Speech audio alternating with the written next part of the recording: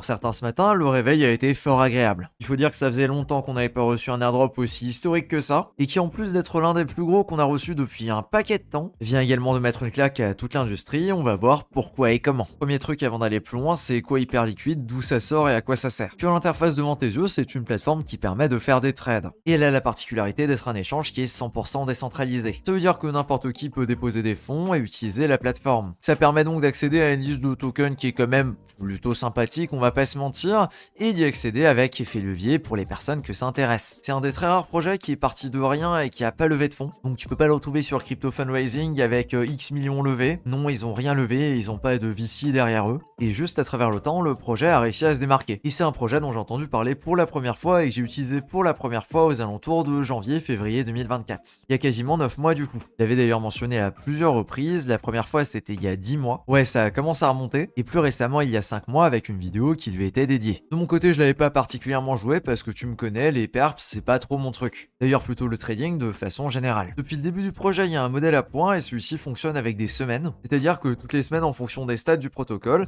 eh bien, il y a des points qui sont distribués avec un score fixe par semaine. Ce qui veut dire que les mecs qui étaient là en premier ont pu récolter une quantité folle de points assez facilement et ont pu choper un airdrop dément et tu vas voir exactement comment. Ce qu'il faut retenir, c'est que l'airdrop a eu lieu ce matin 29 novembre à 8h30. Pour être éligible, il fallait avoir au minimum un point généré sur la plateforme, ce qui correspondait à poser de la liquidité sur le projet très tôt ou alors avoir généré du volume dessus. Plus tu as débarqué tard et plus il y avait d'activité au moment là où tu as utilisé Hyperliquid, plus c'était compliqué de marquer des points. Et l'airdrop a été 100% linéaire en fonction du nombre de points reçus, de telle sorte qu'au prix actuel, on a un point est égal à environ 20 à 25 $. Ce qui est complètement aberrant parce que quand on compare aux attentes qu'on pouvait avoir en tout début d'année, eh bien les bonhommes les plus barrés, ils estimaient un point Hyperliquid est égal à environ 5-7 $, et à l'époque, ils étaient déjà pris pour des fous. Et ça c'était sans même prendre en compte la dilution qu'il y a eu sur les points. Également pour être éligible, ça fait environ un mois qu'il y a une page sur le site et sur lequel il fallait tout simplement cliquer oui je signe les conditions d'utilisation. Là où je l'avais pas spécialement relayé avec une vidéo, on l'avait mis et sur le Twitter et sur la newsletter. Et vu le bruit que ça a fait sur Twitter, je pense que tu l'as vu passer. Malheureusement, si tu avais des points et que tu n'as pas signé, tu n'es pas éligible. L'airdrop est complètement fou avec 31% qui a été distribué aux utilisateurs. C'est vraiment pas commun d'avoir autant. D'habitude, on est plutôt aux alentours de 5 à 15%, avec certains projets radins qui se décident même à allouer moins que ça. Pour te donner un ordre d'idée, Scroll c'était à peu près 5%, et encore dans ces 5% là, il y avait des tokens qui étaient offerts à Binance. Bah ouais, quand on est une raclure, on l'est jusqu'au bout, n'est-ce pas Scroll? Tout ça pour te dire que c'est l'un des projets qui est le plus redistribué aux utilisateurs, et que non, contrairement à ce qu'on voit encore à droite, à gauche, sur Twitter, tout partout, non, les airdrops ne sont pas morts, bien loin de là. Il suffit qu'il se passe 2-3 mois où il n'y a pas de folie qui tombe et on se tape tous les détracteurs possibles au monde, sauf que non, la preuve en est encore une fois que tant qu'il y a de la vie, il y a de l'espoir. Et cet airdrop là, que tu l'aies touché ou pas, parce que tout le monde ne l'a pas touché malheureusement, c'est également une énorme claque à toute l'industrie pour montrer que c'est possible de faire un bon airdrop, de rewarder plus que correctement la communauté, et ça tout en ayant un token qui est pas en down only dès le lancement. Je rajouterai également qu'à l'inverse d'un certain papier qu'on trouve dans les toilettes, ils ne se sont pas vendus au diable Binance de toutes les façons possibles et imaginables. Et ça c'est beau et c'est propre, parce que ça montre à toute l'industrie qu'on peut faire les choses bien, on peut récompenser correctement les utilisateurs, en ayant un token qui performe parce que les gens ont confiance dans le projet, ont confiance dans l'équipe et dans ce qu'ils ont construit. J'espère vraiment que pour les prochains projets, on va avoir des gens qui vont comprendre ce mécanisme-là et qui vont se rendre compte que redonner le pouvoir aux utilisateurs, c'est loin d'être une connerie, et au contraire, c'est probablement l'une des meilleures façons de faire en sorte que leur écosystème tourne au mieux possible. En tout cas, c'est complètement fou et c'est un joli rappel que quand il n'y a plus d'espoir,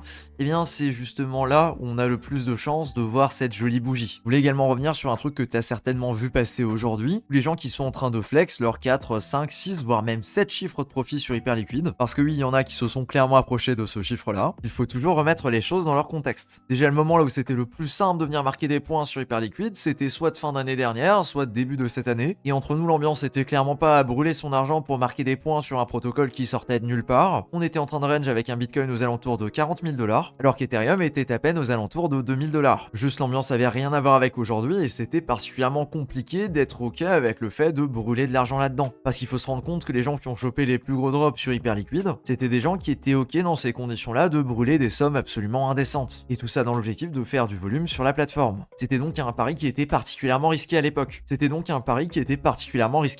On parle pas de gens qui ont fait des dizaines de transactions sur un Arbitrum par exemple, mais bien de gens qui ont été ok de brûler un 4, voire 5, voire même 6 chiffres dans certains cas, au moment là où il y avait absolument aucune certitude qu'Hyperliquid pourrait donner quelque chose. Le niveau de risque à ce moment-là était absolument dément. Là où effectivement Hyperliquid ça tournait très bien, l'interface était ultra clean, tout ça, dans les estimations les plus folles, on en était entre 5 et 7 $ du point, alors qu'il est sorti partie entre 20 et 25. Donc oui, les gens qui ont fait du gros profit là-dessus, ils ont également pris du giga risque. Ensuite, pour remettre encore plus les choses dans leur contexte, tout le monde n'a pas le même bag et tout le monde ne pouvait pas se permettre de faire ça. Tu n'as pas à avoir le somme qu'un mec a pu choper un 5 ou un 6 chiffres sur Hyperliquid en dépensant des milliers de dollars dedans, alors que toi, techniquement, ta situation ne te permettait même pas de prendre autant de risques. Et je sais que c'est quelque chose qui est particulièrement compliqué dans la crypto, parce que sur les Discord, t'as des mecs qui ont pas une thune, qui côtoient des millionnaires, et ça au quotidien. Alors ouais, ça peut être particulièrement frustrant de se retrouver dans cette situation-là. Qu'on le veuille ou non, on est toujours le petit poisson de quelqu'un d'autre, et en haut comme en bas, tu attireras la jalousie d'autres personnes. C'est rien d'autre que la nature humaine, et on veut tous ce que l'on n'a pas. Je terminerai là-dessus en disant que c'est quelque chose qui devrait motiver plus qu'autre chose, et moi là, c'est clair que ça m'a clairement remis un coup à me dire que je pouvais faire plus et que j'étais pas encore à 100%. Je vais clairement continuer de faire mon maximum pour saisir le plus de choses possible dans ces prochains mois. Parce que je pense qu'on n'a pas encore vu la plus belle partie du boule, le moment là où tout le monde part en vrille et là on voit des folies jour après jour. Je pense qu'on n'y est pas encore et d'ici ce moment-là, j'imagine qu'on aura droit à de gros drops. Si tu ne veux rien louper et que t'as pas spécialement le temps de passer des heures à scroller sur Twitter,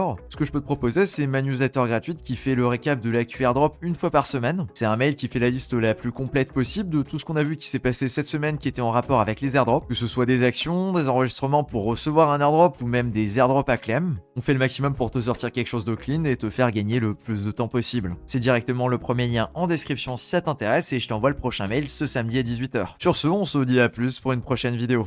Yo!